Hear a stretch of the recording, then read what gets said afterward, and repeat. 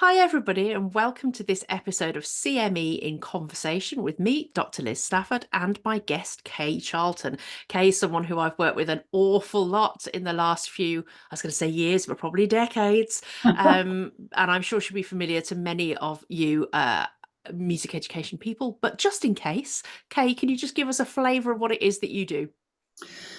Well, I always say I'm a musician, which just covers so many different things. Basically, I'm a trumpet player. I started life as a Perry, still teaching instrumental teaching now. I've worked in the Key Stage 2 classroom. I'm very much a performer still, and I write music for instrumental teaching and write about music as well. So a little bit of everything. And I've done almost all of those things alongside you as well, other than the trumpet playing bit. I mean, I've got Awesome. no no hope, although I have sung along to some things that had your trumpet recorded onto them, so I've almost got the full set. Excellent. And of course, you're also one of our mentors for the CME, which is why I was kind of extra pleased to be able to talk to you because you've got a bit more of a maybe an understanding of the qualification than some of our previous guests, because you're obviously supporting students, supporting learners through it. And today I thought it would be nice for us to talk about Unit 2, which is all to do with planning and facilitating and evaluating musical learning.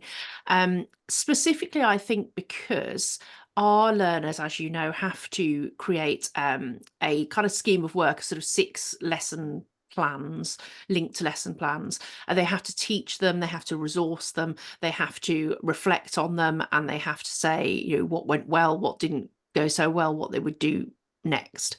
And sometimes we have learners who, say, are instrumental teachers who maybe only teach one-to-one, who've never written a lesson plan, and are a little bit bemused by that process. And then we've also got teachers who are maybe making their first foray into kind of class-based work, so whole class ensemble teaching, or maybe primary curriculum, coming from that instrumental background, who again, may be used to creating a lesson plan for a smaller group, but not for a whole class, may not be used to linking their work to the national curriculum, that kind of thing, depending on what country they're from, of course. Um, and at the same time, I suppose we have another set of learners who are kind of primary teachers and teaching assistants who are actually really good at writing lesson plans, but perhaps feel for them like it's the musical side that's lacking, and I can write a lesson plan, but I don't know what I should actually put in this lesson plan because I'm not musical, which of course we know is not true.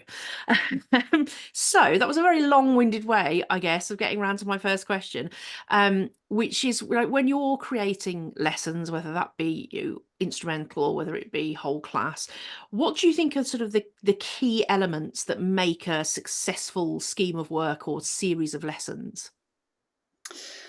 The most important thing is to start at the end and think where you want to get to. I mean, and that's very clear in the module as well. And I think, in a way, everything's there in the module. It's all there.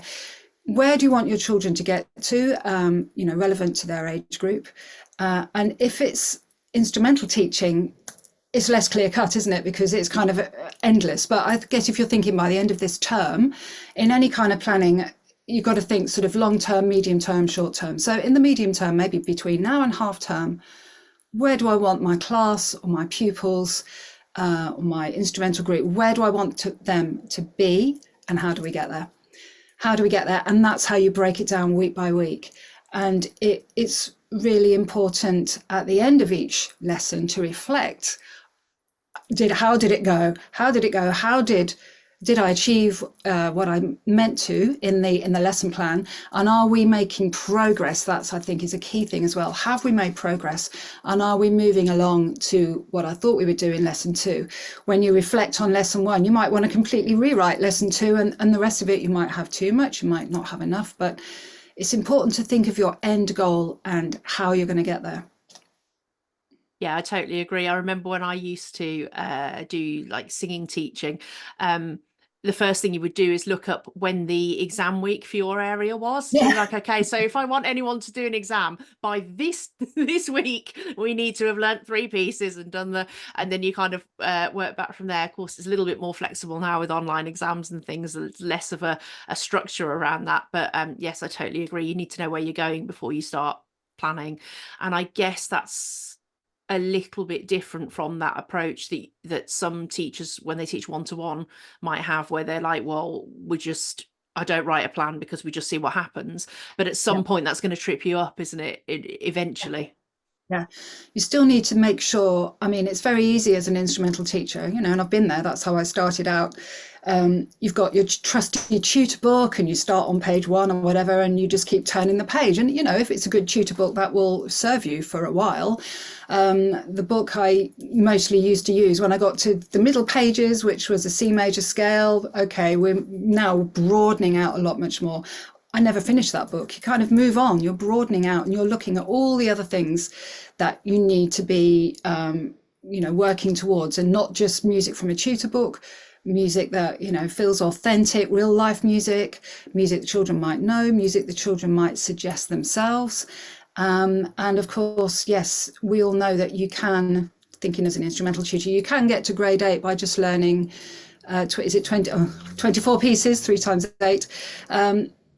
3 pieces and your scales, which is not musical and is kind of vertical learning instead of a broad approach to learning music.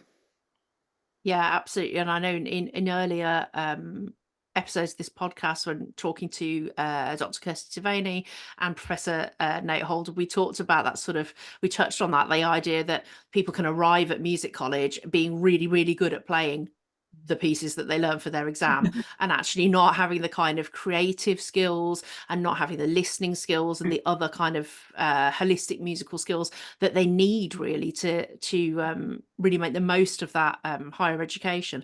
I wonder if you've got strong thoughts about what kind of content there should be in instrumental lessons, and indeed in whole class, and whether it's different, whether you would do different stuff or whether you would do similar kind of content but in a different way in those 2 different contexts. Well, that's quite a big question there, Liz. When I made the leap from straight instrumental teaching to whole class instrumental teaching, wow, what a leap that was, and it's a long time ago. But I could see, you know, when whole class teaching came in, and I thought, okay, this is not going away. Let's approach this. You can't just do what you would do as an straight instrumental teacher, 1-to-1 or 2 or 3 children. But I think both kinds of lessons should involve creativity. That's one of the most important things. And with a whole class, you're not going to make the same kind of progress as you will with 1-to-1 or a small group where they're taking their instruments home and hopefully doing some practice. I mean, the whole class teaching I did, mostly the children couldn't take their instruments home. When I went to another school and they could, half of them, well, most of them took them home in week 1, so, you know, not straight away, but so excited. And then, you know, they didn't really practice them. So you've got to think in your whole class teaching how you're still going to make progress, some kind of progress, whatever progress that is. But have fun, be creative, get the children enthused and engaged with the instrument so that hopefully you get that follow on and that progression so that they will want to carry on into the small group, and then you can make more perhaps instrumental progress rather than a more broad musical progress. Yeah, I totally agree. And I suppose when you're doing, say, primary curriculum, because the national curriculum's there, you know you've got to include performing and listening and composing and improvising, all those things. But there is no statutory requirement for a curriculum for instrumental teachers. Obviously, there's a common approach that Music Mark reissued a couple of years ago, but it's not something that you have to use. And therefore, you know, I think sometimes people suffer a little bit with, there's so much you could include that it's very difficult to know where to start, or you just go, well, I'll just do what was done to me. And then that becomes the tutor book and the, you know, the going through the grades and all that kind of stuff. Yeah, definitely. There's definitely, I mean, you know, danger is a strong word, but we do what we know. And, you know, the reason I'm so passionate, I suppose, about teaching improvisation in class and in lessons is that I was never taught to improvise when I was at school. Or, you know, all my musical education, O levels, A levels, a degree in music, no improvisation skills. And then only when I launch myself into the real musical world and start playing with a band and they say, oh, let's have a trumpet solo. That's something that I've worked on, and I'm good with it now. But I think it is really important to get away from the dots, or not even use the dots. Make up your own music. And for instance, I mean, even in an instrumental lesson, especially an instrumental lesson, I'll always start with call and response, just to warm us up, copy backs, and then stop copying, start making up your own response. Hey, that's improvisation. It's as simple as that. And stick on a backing track or something and just groove along, start to learn. I'm making it sound very simple, but eventually you'll work your way towards maybe a pentatonic scale that sounds really groovy. Yeah. And then that hopefully will make children enjoy learning their instrument and want to explore music that sounds like that. And then they've got the tools to actually do it themselves. Yeah, I agree. I really agree. And I guess I come from a similar kind of background to you, where like it was very notation, classical kind of, and I still struggle to this day to pick things up by ear. And I'd much rather you wrote it out for me. I just can't be bothered with doing the doing the necessary amount of I'll write it out for you. yeah. But then strangely, I don't know whether it's like a generational thing, but one thing that really annoys me now is everyone wants to give you a video instead of a set of instructions, and I would much rather kind of read the instructions than watch the video. And I just feel like one of those things is sort of, one way around I'm giving myself more work, and the other way around I'm giving myself less work somehow. But definitely the ears do not want to learn the complicated music. That's absolutely for sure. And I was the same with improvising. I just think I just thought improvising was something that jazz musicians did, and I wasn't a jazz musician, so Yeah, me neither. Yeah, yeah. But it needs to be, well, it is being rebranded really, and you don't have to be an expert to improvise. And also with jazz, there is simple stuff you can do to get started, and so many sort of schemes and organizations now that are helping youngsters get into that kind of music as well. Yeah. I wonder, given that obviously we've done quite a few projects together where you've written the resources and I've written the lesson plans around them and stuff, I wonder what your thoughts are on when you are either sourcing repertoire for lessons or writing your own repertoire for lessons, and the other kind of teaching resources that go alongside that. What for you are the kind of key things that you're either looking for or hoping to create when you find or use this repertoire? Yeah. I mean, repertoire is central to any music lesson, isn't it? I mean, obviously, particularly instrumental or whole class, but in the classroom as well. Repertoire, we need to be playing music and learning through playing. So much to be learned by actually doing it.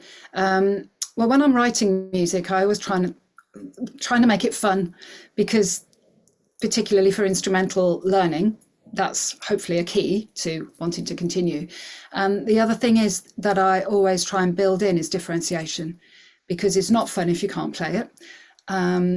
So particularly for whole class teaching, and I've written quite a lot of stuff for that kind of teaching, I'm just thinking, and I've been there, the 30 kids playing the trumpet, they don't all want to play the trumpet. Some of them find it really hard to get a sound, whatever instrument. They're not, and some of them just don't want to do music. They'd rather be out doing something else. So you're not going to get everyone engaged or enthused. So the music and the repertoire you use needs to sort of cover everybody. So that's why a lot of my music has a lot of hey, hey, hey, and extra musical things that you can do, like stamping and clapping. And I've noticed that most people like shouting the hey, hey, heys. I many a time I've been stuck in a studio going hey hey hey to a piece of Kay Charlton, and occasionally when I've been really tired and distracted, accidentally doing it out loud on the tube as well, which is not my greatest. Your lovely song about the astronaut, I was entertaining. I can't remember what tube line it was, but I suddenly realised I'd literally sung out loud like, ooh, I'm an astronaut, with like a whoosh. Oh, I'd forgotten there was a whoosh at the end. Yes, heys and whooshes and yeehaws as well. All the classics from the Kay Charlton repertoire. our learners have to produce like a little portfolio of the resources that they've used for see, I smiled too much and now my earbuds are going again. So those of you with us last episode and decided to do the drinking game, you can have a shot quite early in the process. Yes, so as part of, once they've written their lesson plans, they've got to then alongside that submit the resources they used, and sometimes that is just like screenshots of pieces of music and things that they've used, but it's really nice to see when people kind of put the extra effort in. And I always think, music doesn't have to look boring. And when I learned the piano, I learned from I think it was the John Thompson book that had gnomes in it. And that's my kind of abiding memory of learning the piano, was like, what's the gnome doing on each piece of the so it's not a new idea to make these things exciting and engaging, but sometimes it's a bit depressing when you see people's resources and it is literally just like the tutor book and the or some flashcards with rhythms on and bits of notation they've written out themselves. And I suppose there's so much more we can do now, isn't there, with technology in particular, that can help us to make our resources more exciting. Yeah, definitely. I mean, I was putting together a video for someone this morning, and a Mexican tune was in the tutor book. So I found a picture of a mariachi band, and in class I would be showing a little video on, go to YouTube. In your hand, you've got everything, haven't you? So if you're trying to make the music feel like real music, even if it is from a tutor book, hopefully you've got music in various styles, and you can go to the source and find a YouTube video. And if you want to do South African gumboot music, which we have done, not literally, but as a resource, you can find something on YouTube. And I mean, I had the whole class doing South African gumboot dancing, and it's very placed in that culture, and you can find a lot about cultural reasons for it, as you can with any kind of music. So I think it's really important to look around the music and try and put it into context as well. Yeah, absolutely agreed. And of course, if you are going to do something like that, then your wellies count as a resource. This is something that we, sometimes we say to our learners, okay, well, you've sent us a piece of music, but then you mentioned that you were, using, say, untuned percussion. So let's have some pictures of what that looks like and the kind of instruments you use. All of the stuff you use in your lesson is a resource, isn't it? Not just the printed stuff. Yeah, absolutely. Graphic scores as well, which, getting away from the sort of dots of notation. And children like to make those and draw the instruments in as well. You could include pictures of children's work as well. Yeah. Yeah, I think we're so lucky, aren't we, that it was just with the internet, everything's there at your fingertips, isn't it? I'm thinking back to when we learnt. You couldn't do any music unless the lady who could play the piano was in on that particular day. And when I learned, when I had singing lessons, my singing teacher couldn't really play the piano, so I would only hear the accompaniments when we got the accompanist in at the point that we were kind of practicing for the exam. So things have moved on now. I mean, as I would say, CDs started being produced in the back of books, like during that. I'm not that old. So by the time I got to the higher grades, that was a thing, that your book would come with a CD, and then you would have like a practice record. And of course, I could play the piano, sort of. So I could help myself in my practice. But, now you could watch 100, 1,000, probably 1,000,000 different versions of people singing that song to get ideas, all different, probably backing tracks available in different keys at the touch of a button. And I think sometimes we don't utilize that enough as educators. I think we kind of get bogged down in this is what we need to learn, but actually we forget that we can make things really creative and really, really fun by the use of technology. Yeah, totally agree. And I think using backing tracks for me has kind of revolutionized the way I teach, really, and just being able to take a speaker into school. I've got a little portable one which is really loud. It connects really well with my phone, and it's like having a band in the room, as long as they're good quality. Some of them are a bit dodgy, but and YouTube backing tracks and examples, even playing over a sort of drone, a spacious drone, to set some atmosphere up for your start of the lesson or something. Yeah, there's so much. Don't get too bogged down in it though, searching for stuff. Oh yeah, well, once you go down that rabbit hole, Yeah. as we'll remember from our many projects, like yeah, you get very far down very, very quickly, and then you have to rein yourself in. um Final question. I say final question, but I've already asked you two more questions than we'd actually agreed on. So who knows if this might be the penultimate question, or it might just be the middle. So let's see where the mood takes us. I wanted to ask you about when you've taught a new activity or a lesson, how do you approach actually assessing the kind of success of that? What are you looking for? What kind of techniques are you using to decide whether or not that was successful? Yeah. Um, it varies in different contexts. I think in an instrumental lesson, you're sort of assessing. Well, all teachers really assessing all the time, aren't they? Formative assessment, and this is going to inform your next lesson. So you really need to. It's easier one-to-one or with small groups, but in a whole class, I often use sort of thumbs up technique. And how's everyone feeling about that? Are we all okay? Is anyone feeling really confident? Does anyone need a little bit of help? That's quite a good one, and the children can take responsibility for that one. They can have a discussion with their friends, and then you can use a sort of traffic lights sort of scheme. Again, those sort of three levels of working at the level expected, working towards, working beyond, however you want to phrase those sort of three ways. So you can either get the children self-assessing or peer assessing, talking to each other. Working in partnership is particularly useful if you are an instrumental teacher, or maybe a specialist primary teacher, and you have the luxury of the class teacher being in the room. They obviously know the children a lot better than you do, especially if you're just a visiting teacher. So I always try and get the teacher on board if they're there, because they will know the children. They'll have their own assessment techniques as well.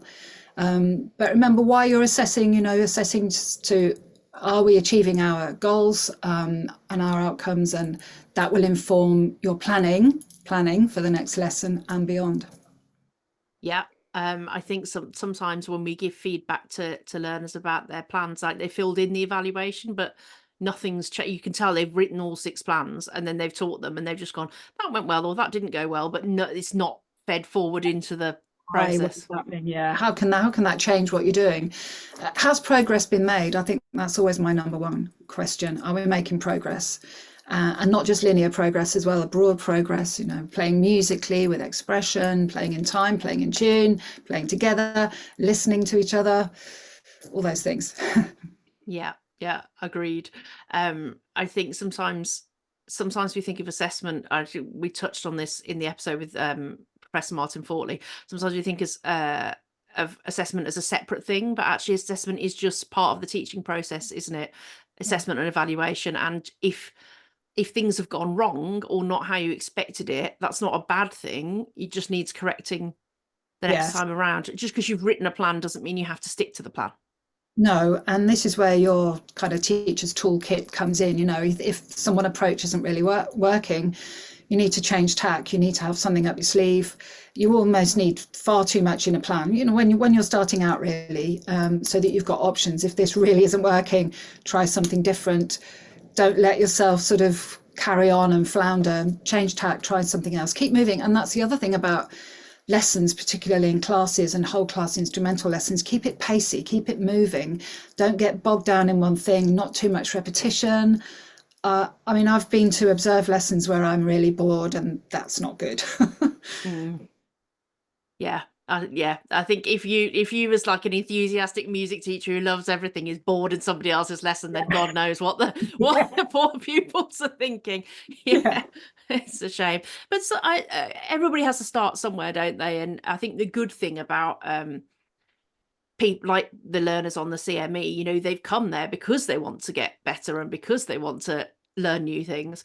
And I would say the majority of teachers are like that, aren't they? They want to improve, and they want to try out different approaches. And that's the sort of the backbone of our entire education system, isn't it? Really, it's just trying stuff Yeah. until it works. And if we didn't, then everything would fall apart, really, wouldn't it?